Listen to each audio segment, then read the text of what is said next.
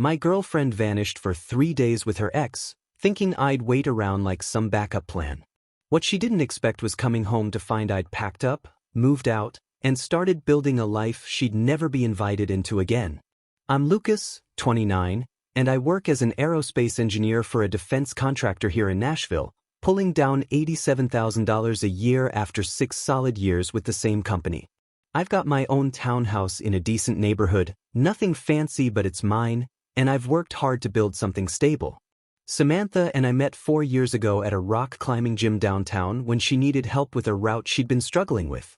She was this energetic event planner, 26, with this infectious laugh that made everyone around her smile. We clicked immediately over our shared love of adventure and music, spending our first few dates exploring Nashville's honky-tonk scene and hiking the trails around the city. 2 years ago, she suggested we move in together to save money, which made financial sense even though I noticed she only contributed to groceries while I handled the mortgage, utilities, and everything else. I didn't mind because she seemed genuinely happy, and we were making plans for the future, talking about traveling through Europe together, maybe even buying a bigger place someday. We had this comfortable routine of weekend climbing sessions, trying new restaurants, and just enjoying each other's company.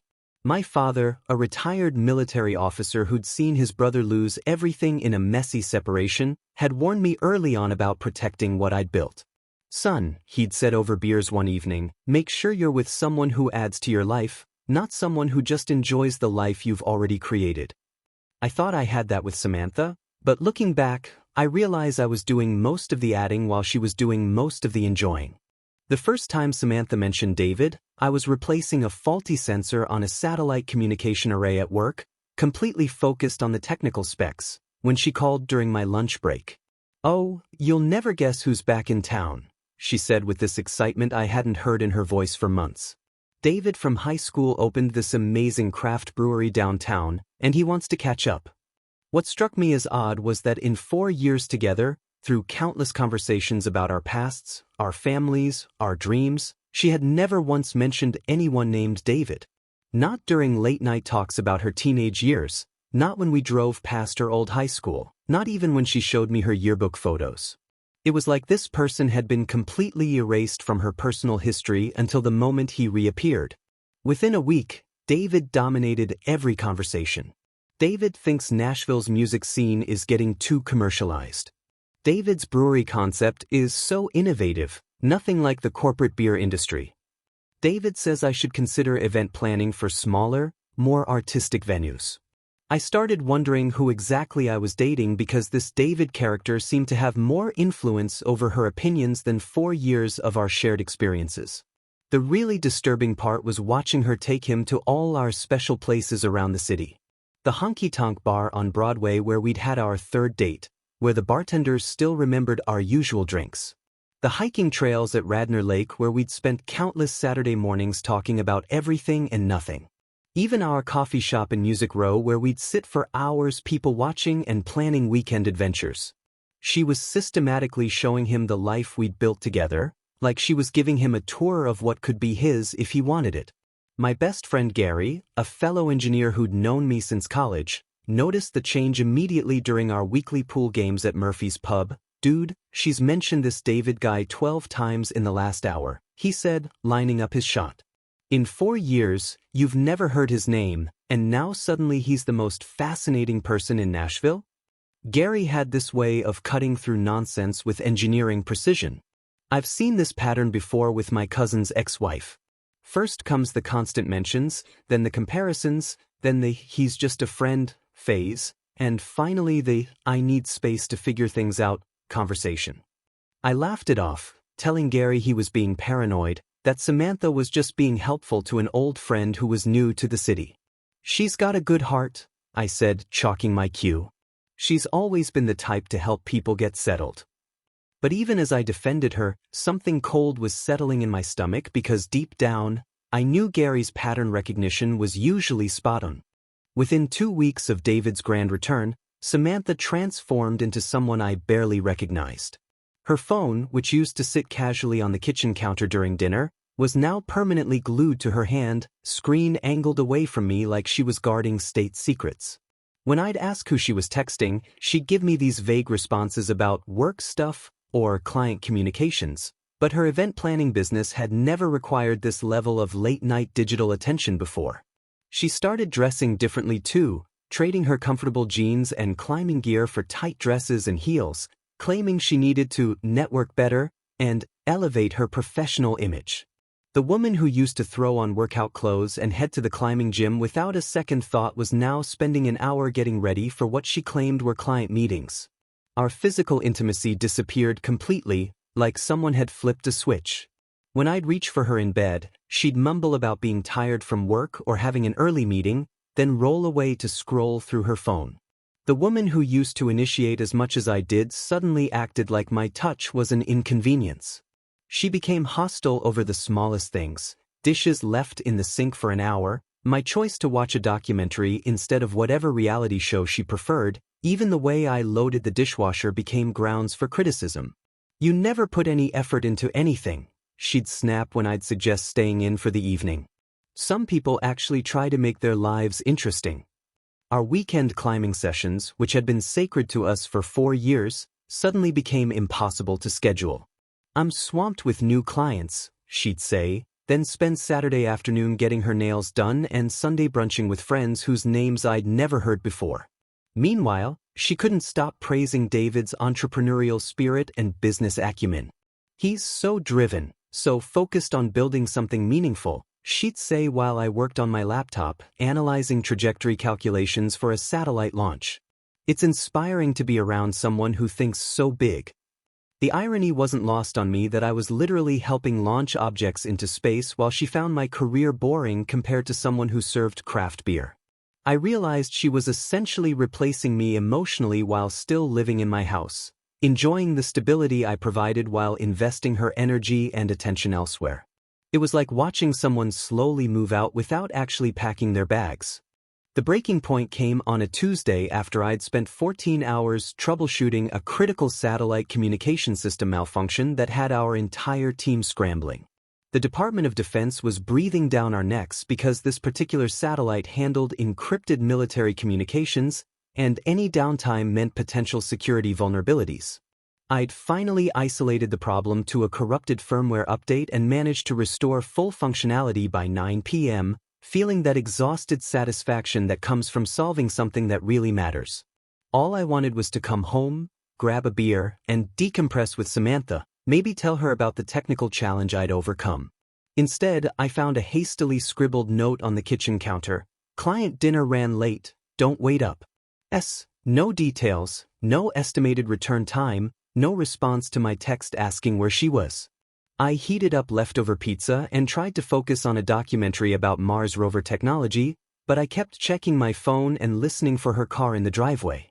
At 1:30 a.m., I heard her fumbling with the front door lock, clearly intoxicated, makeup smeared, dress wrinkled like she'd been somewhere much more casual than any business dinner I'd ever attended. "How was your client dinner?" I asked, standing in the kitchen doorway as she kicked off her heels with obvious relief. She froze like I'd caught her stealing something. "It was fine. Good networking opportunity." "Which client?" The Morrison wedding. Big budget event." She was avoiding eye contact, focusing intently on her purse like it contained the secrets of the universe. "Morrison wedding is in 3 months, Samantha. Why are you meeting about it at midnight on a Tuesday?" Her expression shifted from nervous to defensive in seconds. "God, Lucas, what is this, an interrogation? I'm building my business, trying to create something meaningful, and you're acting like some controlling boyfriend who needs to monitor my every move." I'm asking where my girlfriend was until 1:30 a.m. when she said she'd be at a business dinner. "I was with David, okay? Happy now?" He introduced me to some potential clients at his brewery. It turned into a group thing. The way she said David's name, with this protective tenderness, told me everything I needed to know. The next morning, while she was in the shower, her phone buzzed with a text message. I wasn't planning to look, but the preview showed on the locked screen. "Last night was incredible, can't wait to do it again." When she came out, hair wrapped in my towel, I held up her phone. "Want to explain this?" She snatched it away like I'd violated some sacred trust. You went through my phone? Are you kidding me right now? It was right there, Samantha. The preview showed when it buzzed. That doesn't give you the right to invade my privacy. This is exactly what I'm talking about. You're paranoid and controlling and you don't trust me. She was screaming now, throwing clothes into a bag with shaking hands. Maybe I need some space to figure out what I actually want. Take all the space you need, I said quietly. She stormed out before I could say another word. I was installing new speakers in my garage workshop Saturday afternoon, trying to lose myself in the precise work of running cables and calibrating audio levels, when my phone buzzed with a text from Samantha. Staying with David for a few days to figure things out. Need space to think about our relationship and what I really want. I read it twice, then set my phone down and went back to connecting the crossover components. No anger, no desperation, just this calm clarity settling over me like I'd finally received confirmation of something I'd already known. My father called an hour later, his weekly check-in that had become routine since my mother passed 3 years ago. "How are things with Samantha?" he asked, and something in my voice when I explained the situation made him go quiet for a long moment. "Son, here's what I learned in 35 years of marriage to your mother, and what I wish I'd told your uncle before his divorce," he said with that measured tone he used for important conversations. When someone asks for space to figure out if they want to be with you, they've already figured it out. They're just hoping you'll make the decision easier by chasing after them or giving them an excuse to blame you. He paused, and I could hear him sipping his coffee in the kitchen where he still kept Mom's favorite mug on the counter. "Give her all the space she wants, Lucas. Never chase someone who's already chosen to leave. And whatever you do, don't be there when she decides the grass wasn't greener and tries to come back." I didn't respond to Samantha's text. Instead, I pulled up the contact information for Seattle Aerospace Solutions, the company that had recruited me aggressively 6 months ago with an offer I declined because of my relationship. The recruiter, Jennifer Walsh, had told me the position would stay open if I ever reconsidered, and their offer of $105,000 plus relocation assistance had been tempting even when I was committed to staying in Nashville. I sent her an email Sunday evening explaining that my circumstances had changed and asking if the opportunity was still available. She responded within 2 hours, clearly excited to hear from me again. "Lucas, perfect timing. We just secured a major NASA contract for next-generation satellite communications. Can you do a video interview Tuesday afternoon?" The irony was perfect. While Samantha was off exploring her options with David, I was about to explore opportunities that would take me 2,000 miles away from whatever mess she was creating. I scheduled the interview and spent Monday evening reviewing their projects and preparing for technical questions, feeling more energized about my career than I had in months. The video interview went flawlessly. Jennifer and the engineering team were impressed with my experience on defense satellite systems, and when I mentioned my work on the recent communication array crisis, their lead engineer practically lit up. "That's exactly the kind of problem-solving we need for our NASA contract," he said, leaning forward on the screen. "We're developing next-generation deep space communication protocols, and your background is perfect." By Thursday, they'd enhanced their original offer to $112,000 plus full relocation assistance and a signing bonus. I accepted immediately and gave my current employer 2 weeks' notice, citing a career opportunity too good to pass up. My manager was disappointed but understanding. Aerospace engineers with security clearances are always in demand, and he knew I'd been with the company long enough to earn a significant step up. While I waited for Samantha to contact me, I started methodically packing her belongings into labeled boxes. It was fascinating how much she'd transformed my space without me noticing. The expensive abstract artwork on the living room walls that I'd never really liked but tolerated because they made her happy. The kitchen filled with organic products and specialty foods I'd never chosen but had been buying for 2 years. The bathroom cluttered with skincare products that cost more than my monthly utilities. As I packed her things, I realized how much of my own personality had been slowly erased to accommodate her preferences. After 5 days of radio silence, my phone finally rang. "Lucas, we need to talk," Samantha said, her voice smaller than I'd heard it in months. "I think I made a mistake. Can we meet somewhere and work this out?"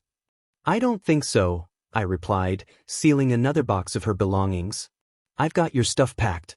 You can coordinate with my landlord to pick it up." She was quiet for a long moment. "Lucas, please." I was confused, but I know what I want now. David wasn't what I thought he was. He's not ready for anything serious, and I realize what we had was real. Through Gary, who kept his ear to the Nashville social scene, I learned the full story later. David had apparently been thrilled to reconnect with his high school girlfriend for some nostalgic fun, but when Samantha started talking about their future together and maybe working at his brewery, he'd panicked and basically disappeared. She discovered that his innovative craft brewery was actually failing financially, and he'd been using their reunion as a distraction from his mounting business problems. The entrepreneur she'd been so impressed with was probably going to be bankrupt within 6 months. "She's been calling everyone trying to figure out where you went," Gary told me over our final pool game before I left Nashville. "Ashley said she even showed up at your work looking for you." "Good thing I already gave notice," I said, chalking my cue. "Let her look." Despite Samantha's increasingly desperate attempts to reach me, emails begging for another chance, showing up at my old workplace only to discover I'd already left, even contacting my sister in Memphis to ask if she knew where I'd gone, I successfully relocated to Seattle and started my new position at Seattle Aerospace Solutions. My apartment in the Capitol Hill neighborhood had floor-to-ceiling windows overlooking Elliott Bay, and I could watch the ferries crossing to Bainbridge Island while I had my morning coffee. The work was incredible, pushing the boundaries of satellite communication technology for Mars missions and deep space exploration. My new team was brilliant, full of engineers who shared my passion for solving complex problems, and they introduced me to Pacific Northwest adventures I'd never experienced. Within a month, I was sea kayaking around the San Juan Islands, learning to ski at Crystal Mountain, and exploring the Olympic Peninsula's rainforests with colleagues who became genuine friends. 3 months after my move, I was debugging code for a Mars communication relay system when a LinkedIn notification popped up on my screen. Samantha had found me through the professional network and sent a message that was both pathetic and infuriating. "Lucas, I know you're angry, but disappearing like this is cruel. We had 4 years together, and you threw it all away over one mistake." I was confused and made bad choices, but that doesn't erase everything we built. David was a fantasy, but what we had was real. I've learned from this and I'm ready to be the partner you deserved. I know you're in Seattle now. I can move there too if that's what it takes.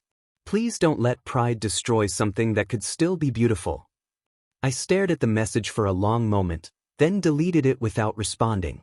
That evening, I sat on my apartment balcony watching the sunset paint Elliott Bay in shades of orange and gold, cargo ships heading to and from the Pacific Rim, the Space Needle gleaming in the distance. My phone was silent, my schedule was my own, and my bank account was growing instead of being drained by someone else's expensive tastes. The woman who'd called me boring and unambitious was now begging to follow me to a city 2,000 miles away, to a life I'd built without her input or influence. The irony was perfect. I'd thought about responding to her message, maybe explaining that she hadn't destroyed 4 years over one mistake. She'd revealed her true character when she decided I wasn't good enough, then panicked when her backup plan fell through. But silence was more powerful than any explanation I could give. 6 months later, I received a promotion to Senior Satellite Systems Engineer, leading a team developing communication protocols for the Artemis lunar program.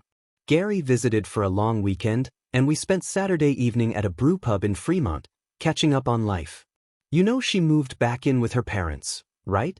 he said, sipping a local IPA. "Ashley said she's been working at some corporate event planning firm, basically back where she started before she met you." I nodded, feeling only mild curiosity about someone who'd become a stranger. "I hope she figures out what she actually wants." "You don't miss any of it?" Gary asked. "The good times, the familiarity?" I looked out at the Burke-Gilman Trail, where cyclists and joggers were enjoying the long Pacific Northwest evening. "I miss who I thought she was," I said. "But I don't miss feeling like I wasn't enough for someone who was already emotionally checked out of our relationship." The next morning, as I watched the sun rise over the Cascade Mountains from my apartment, I realized I'd never been happier. Samantha had done me the greatest favor of my life by showing me I deserved someone who chose me every day, not someone who settled for me until something shinier came along.